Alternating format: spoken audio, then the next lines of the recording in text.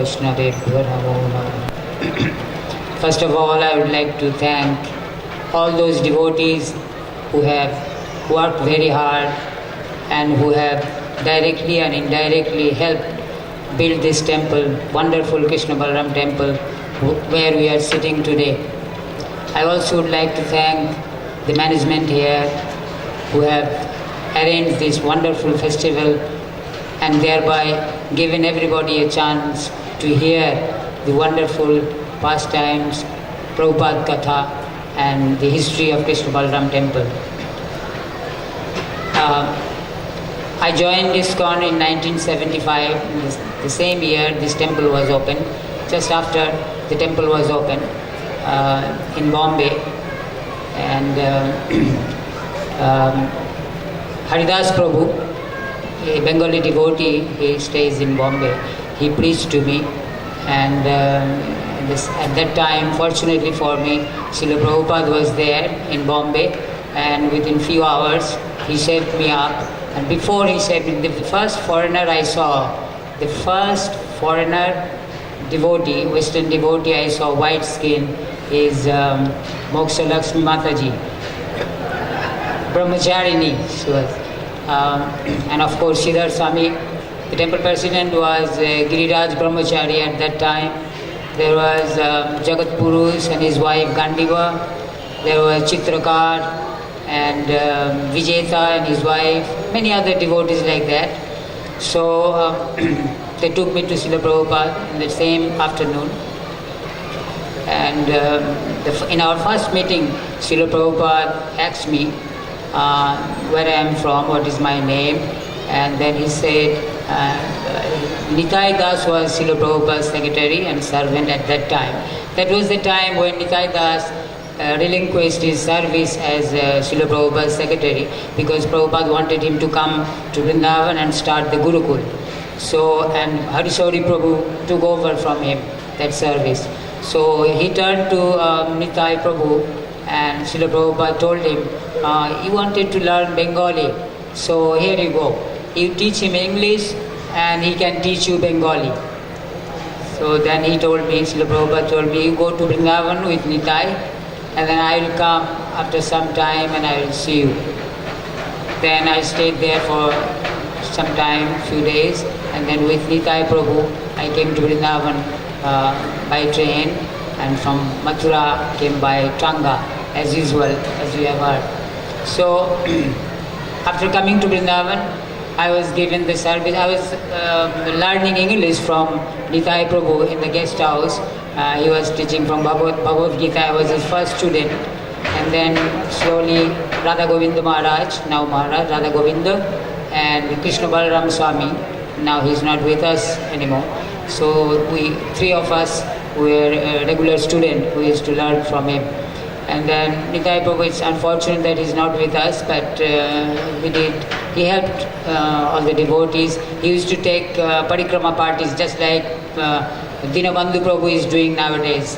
Nitai Prabhu used to do. He used to take all the devotees to different places like Manasi Ganga, Radhakund and wherever, and he had a bag like this, and in his bag he would have 2-3 books like Brajavilas Sabha and some other books, and we'll go with him, and he will first say, okay, stand with folded hands, chant this following mantra, repeat after me.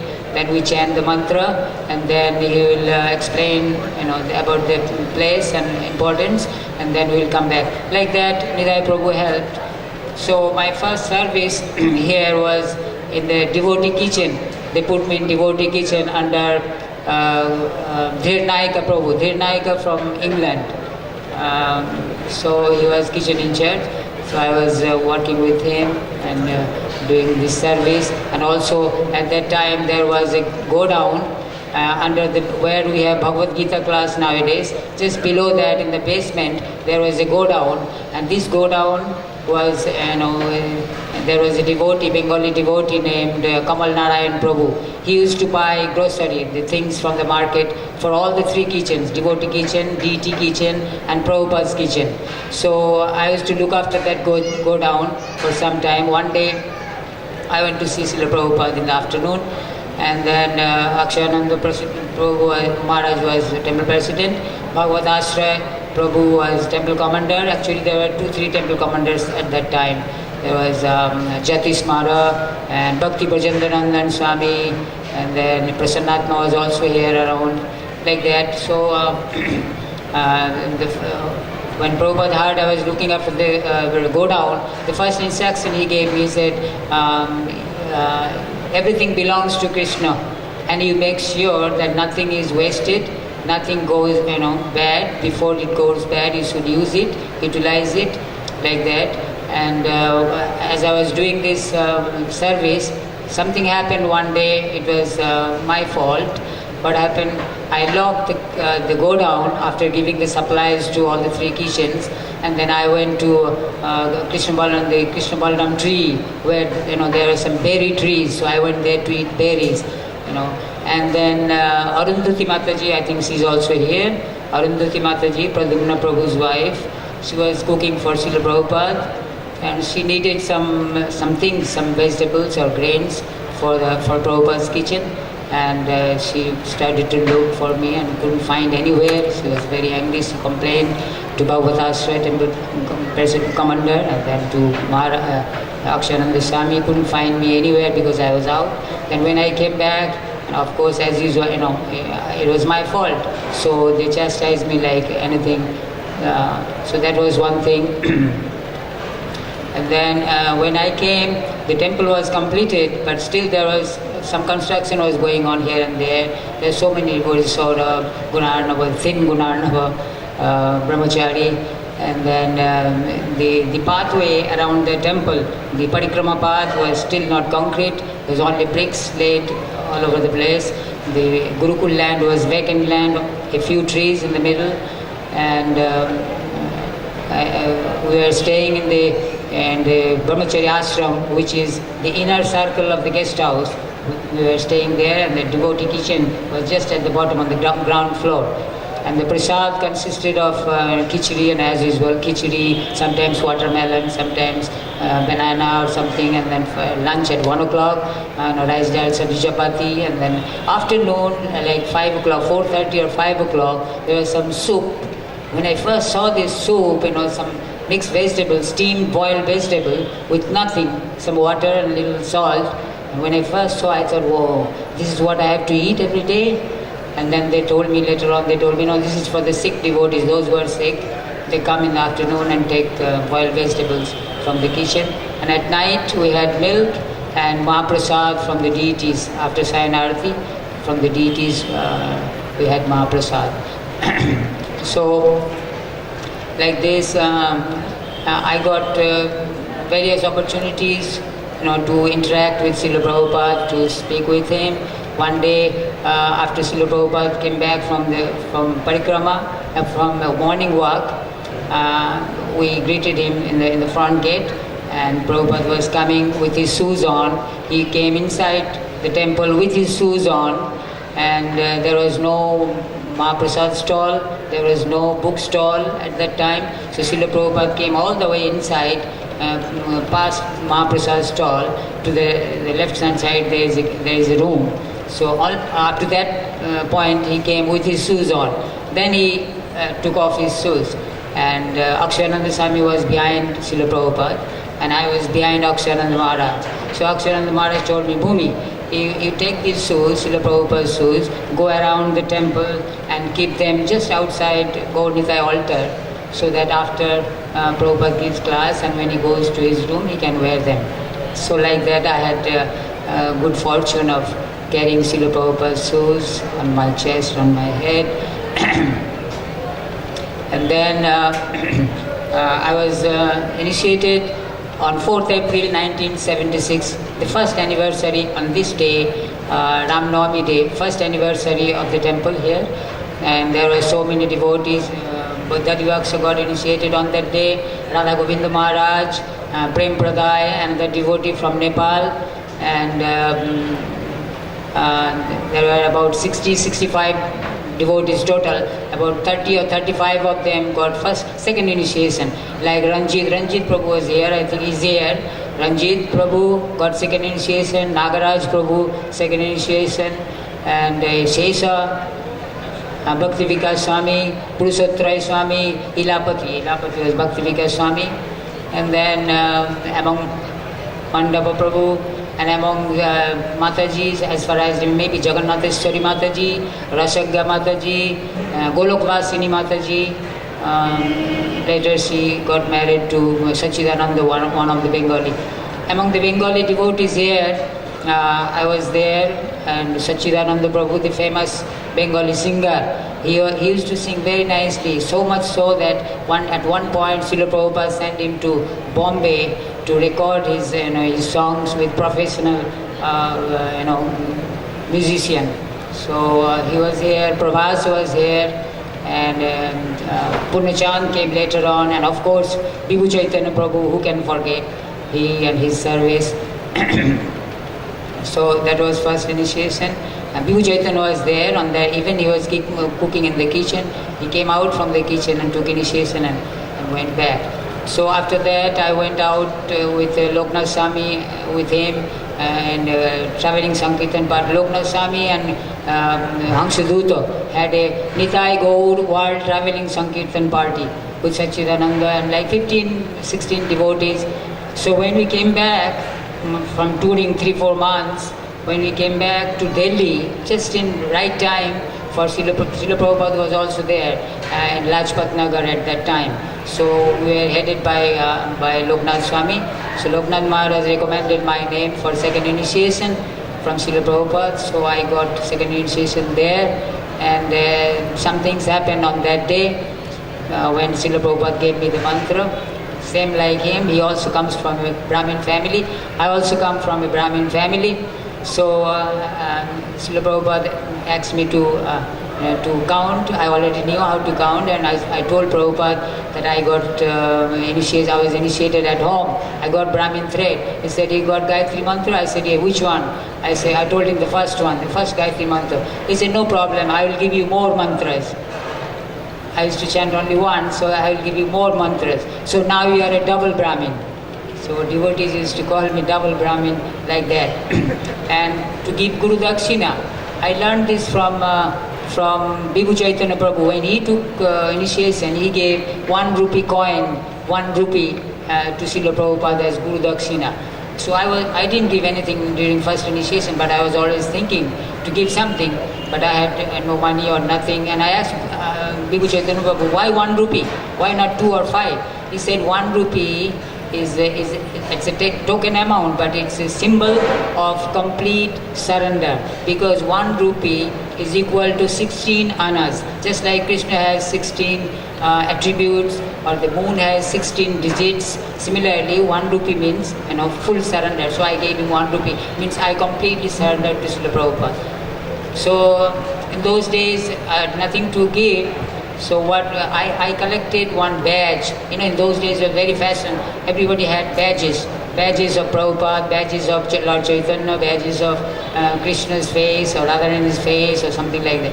So I collected one. I had one Bhakti Siddhanta Saraswati's face badge, similar to the one we have in Samadhi, in Prabhupada's bead bag. Same like that, but a little bit smaller. Same picture. So I had this badge with me. So when he gave me the second initiation, I offered my obeisance, and I took that badge from my pocket and placed it next to his bead bag on the table. I had no guts to tell him that this is this is for you or anything. I just set it there, and then I came back.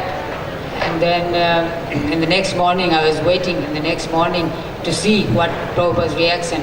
And to my surprise, I saw that Srila Prabhupada had the badge on his bead bag.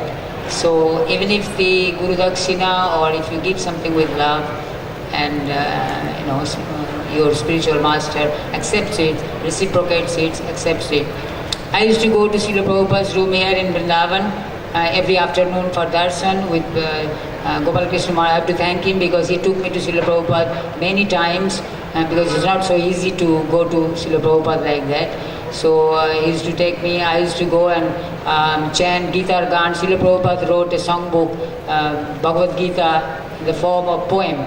So I used to memorize few lines, and I used to go in the afternoon and recite before Srila Prabhupada, and he was very happy. I'd go just next to him where he sits in his room, just next to him, and I will stand on my knees, kneel down, and I will, with folded hands, I will just chant. Dharmaksetre Kuruksetre hoya ekatra juddho kami mama putra pandav sarvatra tarpor ki korilo kahoto sanjay Dhritarashtra জিজ্ঞাসয়ে সন্দিগ্ধ হৃদয় সঞ্জয় কহিল রাজা সুনমন দিয়া পাণ্ডবের সৈন্য সজ্জা সাজানো দেখিয়া রাজা দুর্যোধন শীঘ্র দ্রোণাচার্য পাশে যাইয়া বৃত্তান্ত সব কহিল সকাশে. Like that I used to chant, and Prabhupada, he would be very happy. He would smile sometimes, he would be very happy like that. And chastisement, as we have heard, that it's always good to be chastised by your spiritual master. And I had the good fortune of being chastised 3 times, followed by a big reward that I never think of. And the first chastisement was, I was pujari under Turya Das. Turya Das is here, I think. He was at pujari here. After I got second initiation, I came to Vrindavan. First I was in Delhi under Omkara for some time, got trained, and then here in Turya Das, I started with Gaurnitai Pujari, dressing the deities and doing few artis. And then I moved to Radha Shamsundar altar. I was dressing the deities because the Krishna Balaram are too big for me. I'm of a short stature, and Turya Das used to dress Krishna Balaram. So I was doing Gaurnitai gopis, dress the deities. So one day, when Srila Prabhupada came from morning walk, we were opening the curtain, we were just ready. We blow the conch and open the curtain. But just before, when we blow the conch, all the 3 pujaris together, out of excitement, I blew the conch very quickly. And Srila Prabhupada standing in front of Gaurnitai altar, he noticed that that was not proper. So after that, he took Charanamrita, sat down in his Vyasasana, gave class, and then while going out, I was also sitting in front of him. While going out, he told me in Bengali that you don't know how to blow conch, so from tomorrow, don't go to the deity room. So I said, okay, I'm sorry. So I didn't go to, I stopped my pujari work under Turya Das for some time. But I used to go and recite Gita Gan in Srila Prabhupada's quarter.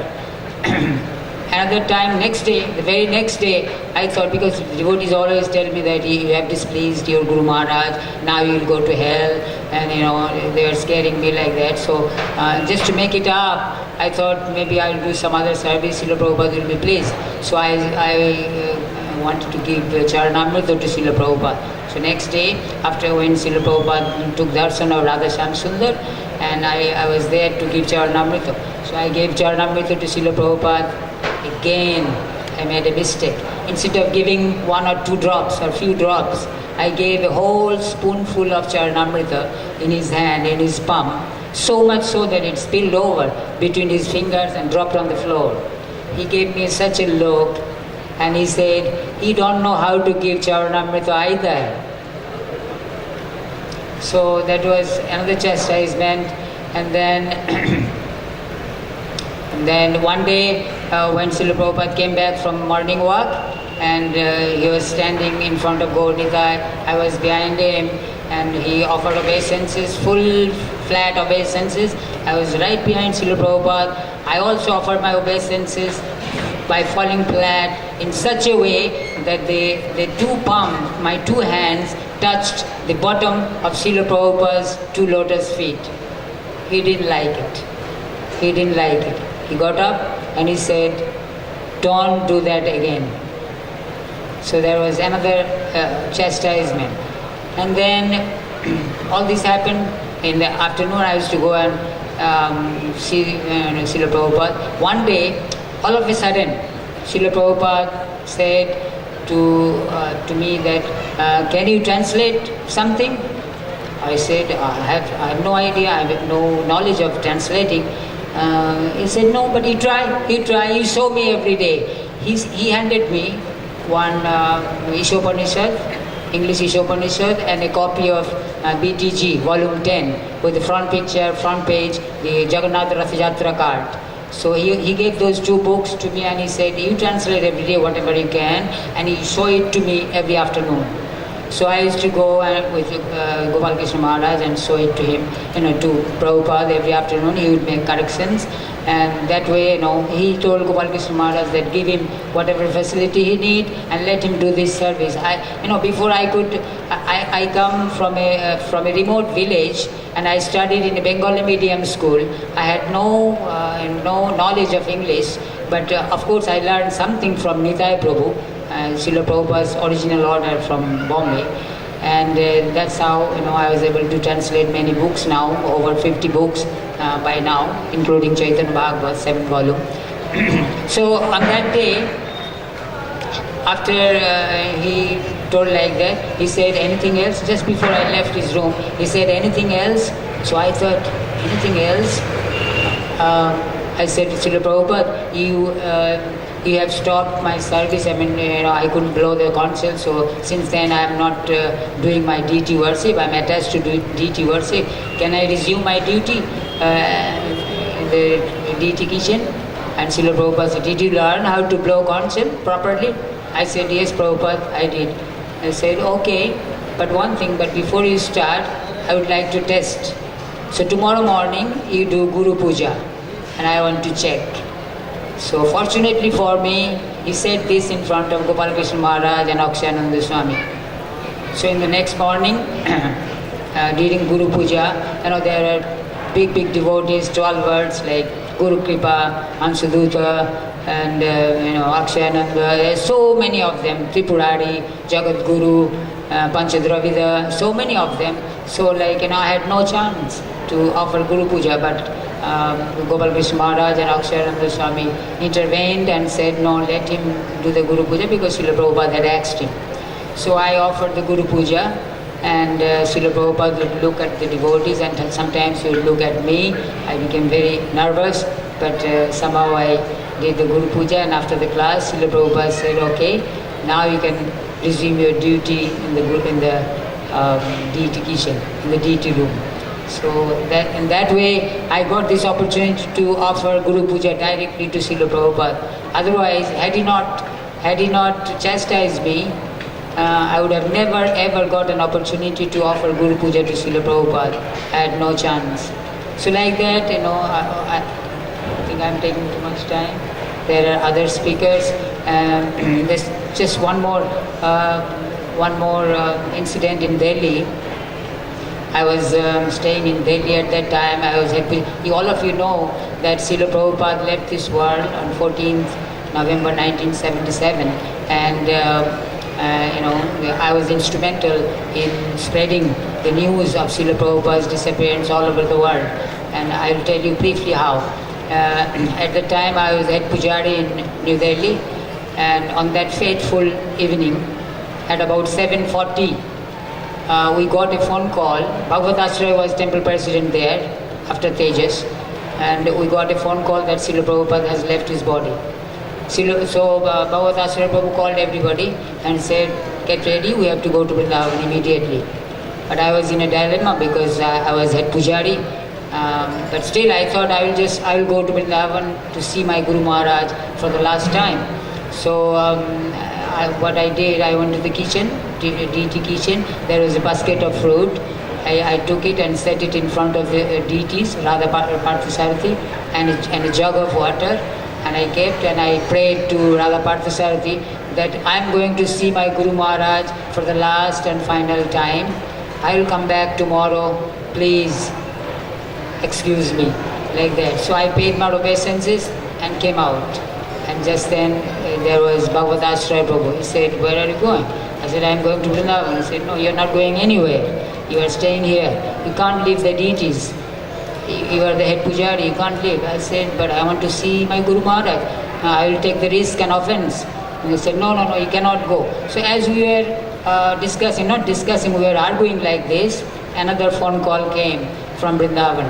This time it was His Holiness Tamal Krishna Maharaj, and he said to Bhagavad Ashraya Prabhu, he said, look, Srila Prabhupada has left this world and we have to spread this news all over the world. Devotees have to be informed. But from Vrindavan, there is no facility whatsoever to do that. You cannot even make national trunk calls from here, what to speak of international trunk calls.